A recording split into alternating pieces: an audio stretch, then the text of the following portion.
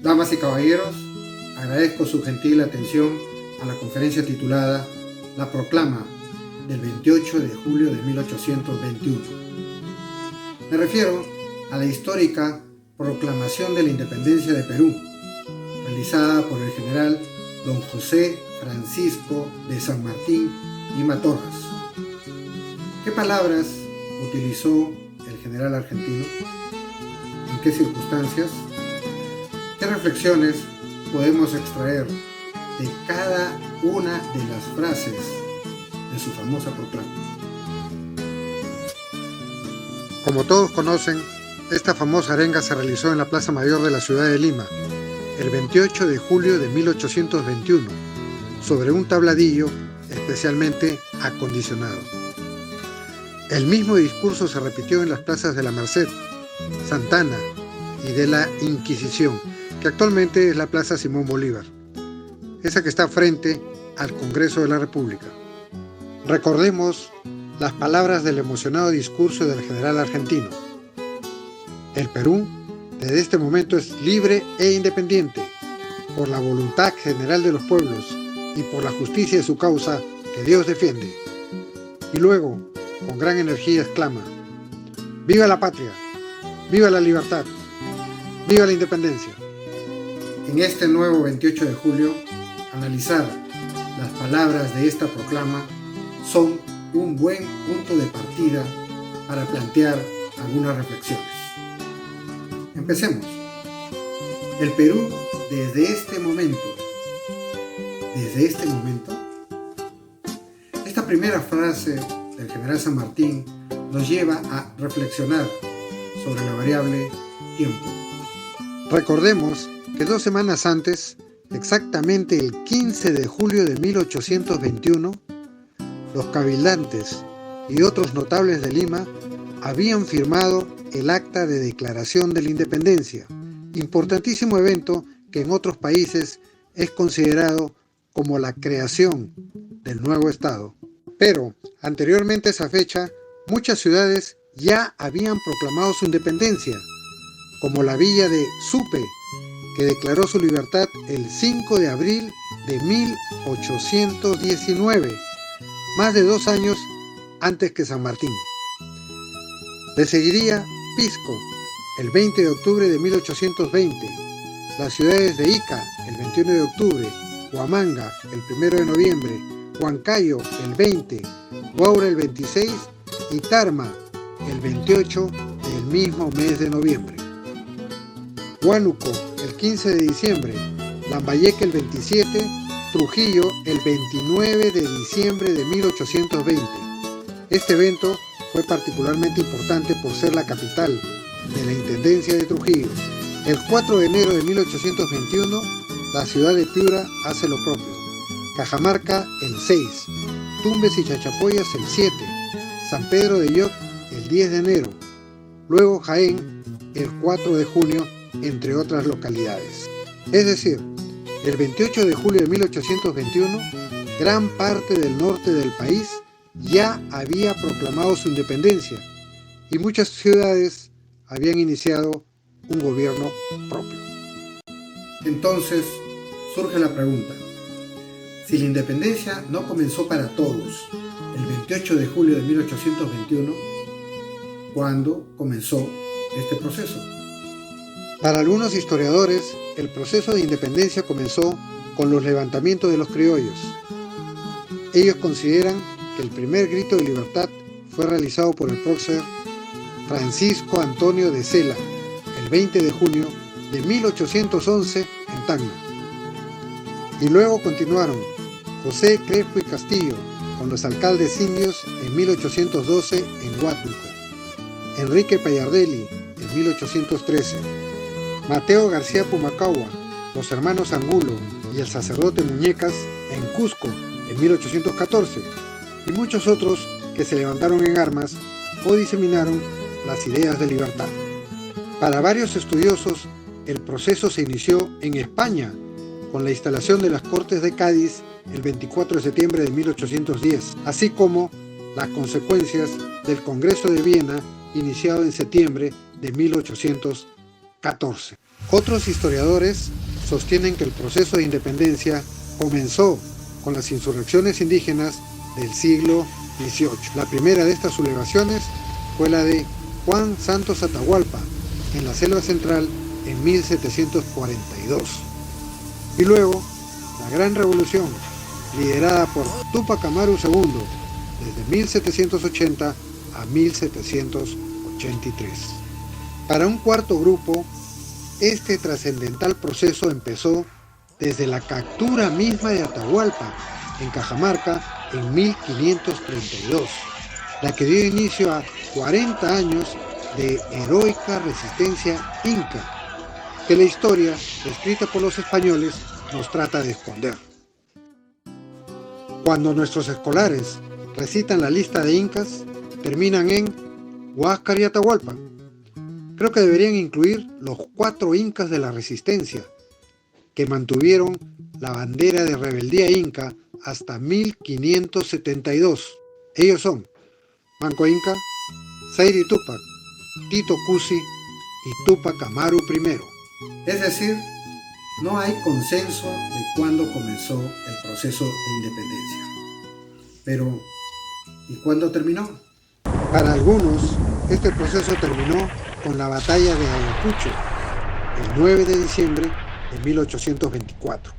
Para otros, el 22 de enero de 1826, con la capitulación del brigadier José Ramón Rodil y la última fuerza realista refugiada en la fortaleza del Real Felipe. Un tercer grupo afirma que el proceso de independencia terminó el 2 de mayo de 1866, con el combate del Callao. Finalmente, otros consideran que este proceso se prolongó hasta la firma del Tratado de Paz y Amistad de París, el 14 de agosto de 1879, en el que el Reino de España reconoce que Perú es una república. Asimismo, reconoce la independencia peruana y se establecen relaciones diplomáticas entre ambos países. Como apreciamos, el proceso de independencia de Perú duró muchos años y no hay acuerdo sobre cuándo fue su comienzo y cuándo su fin, lo que nos hace deducir que el 28 de julio es una fecha representativa de este largo y complicado proceso. Continuemos con las palabras del general San Martín. Él dijo: el Perú desde este momento es libre e independiente. Ante ello, podemos preguntarnos, el 28 de julio de 1821, ¿Perú era libre? Recordemos que en 1821 el ejército realista ocupaba aproximadamente las 2/3 partes del territorio. Controlaba todo el sur del país. Se mantenía la mita, el tributo indígena y la lealtad al rey de España. Realmente, en esa fecha, todo el Perú no era libre. La libertad y la independencia de un país no se consiguen con una declaración, no se consiguen con una proclama. Es necesario lograrla y mantenerla. Y aún hoy, es lícito preguntarnos, ¿Perú es libre? Es decir, ¿es libre para decidir qué hacer o no hacer, para aceptar o no aceptar según su conveniencia? En buena cuenta, es capaz de tomar sus propias decisiones y tiene la capacidad para hacer respetar sus intereses y sus derechos ante los otros estados, ante las transnacionales y ante las cortes internacionales. Y por otra parte, ¿Perú es independiente?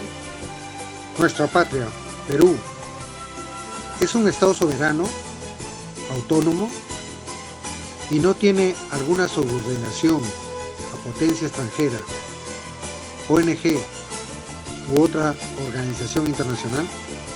Al respecto, sabemos que Perú se ha independizado políticamente, pero ¿realmente se ha emancipado en lo cultural, en lo económico, en lo científico, en lo tecnológico? Recuerdo que un dilecto historiador, que fue mi profesor, hace una distinción entre independencia y emancipación. Para entender la diferencia pongo un ejemplo. Un joven cumple los 18 años, entonces se independiza, pero sus padres siguen proporcionándole alimentación, vestido, alojamiento y le pagan su pensión universitaria. Ese joven se ha independizado, pero no se ha emancipado. Entonces, aparentemente, Perú tampoco se ha emancipado totalmente. Eso lo hace quien se libera de una tutela de alguien mayor. Nuestro país solo recuperó su independencia perdida en 1532. La actuación del terrorismo, narcotráfico y delincuencia internacional, la aplastante corrupción, la actuación de varias ONGs, la injerencia de la Corte Interamericana de Derechos Humanos, la muchas veces perniciosa y corrupta intromisión de empresas transnacionales, la transculturización de elementos que afectan nuestra identidad nacional y otros ingredientes, nos hacen pensar que, después de casi 200 años de vida republicana, valdría la pena evaluar si hemos alcanzado lo dicho por el general San Martín, si realmente hemos logrado construir una patria libre e independiente. Continuemos con la proclama del general San Martín. El Perú desde este momento es libre e independiente por la voluntad general de los pueblos. Referente a la voluntad general, valdría preguntarnos si realmente en 1821 todos los peruanos querían la independencia. Al respecto, las opiniones están divididas. El Perú era el centro del poder español. Muchos no querían perder sus privilegios y en la guerra por la independencia pelearon hermano contra hermano, primo contra primo. Las familias se dividieron. No había, pues, una voluntad total, integral, ni general de todo el pueblo peruano. Finalmente, el general San Martín dijo: y por la justicia de su causa que Dios defiende. Evidentemente, la causa de la libertad era una causa justa y lo será siempre. Al respecto, recordemos una definición sencilla de justicia. Justicia es dar a cada cual lo que le corresponde. En ese sentido, a los peruanos nos correspondía poder decidir nuestro propio destino y no estar sometidos a poder extranjero. En resumen, propongo que el proceso de independencia de Perú duró muchos años y no hay acuerdo sobre cuándo fue su comienzo y su fin. Este gran proceso fue una mezcla de procesos sociales, políticos, económicos y militares, comprendiendo a la vez varias guerras de liberación, de ocupación, guerras civiles y la guerra entre realistas y patriotas. Lo que hace que el 28 de julio de 1821 sea una fecha simbólica y representativa, donde la proclama del general San Martín es el momento cumbre de este gran proceso. Como habrán notado, la proclama del general San Martín nos conduce a una serie de reflexiones que valdría la pena hacer cada 28 de julio, como asunto de fondo, antes que las consabidas ceremonias más cercanas a la forma. Inspirados en estas reflexiones, considero que cada 28 de julio es una fecha propicia para demostrar de qué estamos hechos los peruanos, así como para comprometernos a construir un mejor país, una patria con pleno bienestar y seguridad para todos nosotros, representada por nuestro bicolor, flameando imponente en lo más alto de los Andes y que desde allí ilumine a los 33 millones de compatriotas para perseguir, juntos y en armonía, nuestro deslumbrante futuro. Bajo el lema nacional, firme y feliz por la unión, como lo idearon los prohombres que forjaron nuestra independencia. Hacer el firme propósito de construir un mejor país sería la mejor manera de recordar la proclama del 28 de julio de 1821 y de conmemorar el bicentenario de nuestra independencia nacional. Sus hijos y sus nietos se lo agradecerán. Muchas gracias.